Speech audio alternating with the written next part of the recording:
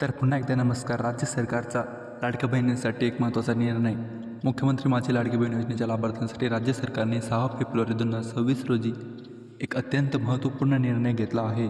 ज्या महिला लाभार्थ्यांना KYC करताना तांत्रिक चुका केल्या होत्या किंवा चुकीचे पर्याय निवडले होते किंवा निवडले गेले होते, त्यांना आता आपल्या माहितीमध्ये सुधारणा करण्यासाठी 31 मार्च 2026 मुदतवाढ देण्यात आली आहे. या निर्णयामुळे ज्यांचे हप्ते तांत्रिक कारणामुळे रखडले होते अशा लाखो महिलांना मोठा दिलासा मिळणार आहे. तर योजनेअंतर्गत 31 डिसेंबर 2025 अनेक महिलांनी KYC प्रक्रिया पूर्ण केली होती. मात्र ही प्रक्रिया करताना नजर चुकीने कुटुंबातील सदस्य, सरकारी कर्मचारी असणे किंवा सेवानिवृत्ती वेतन घेणे यांसारख्या अटीबाबत चुकीचे पर्याय निवडले गेले होते.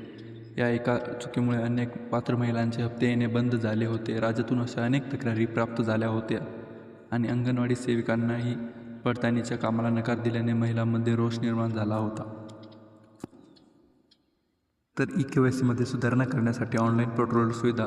लाभार्थ्यांच्या तक्रारीची दखल घेऊन शासनाने ऑनलाईन पोर्टलवर दुरुस्तीची सुविधा पुन्हा उपलब्ध करून दिली आहे.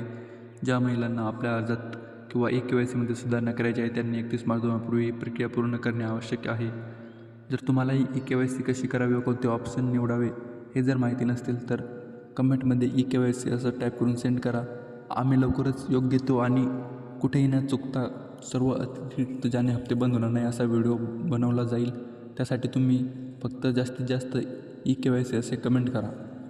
भेटा लवकरच पुढच्या व्हिडिओत. धन्यवाद.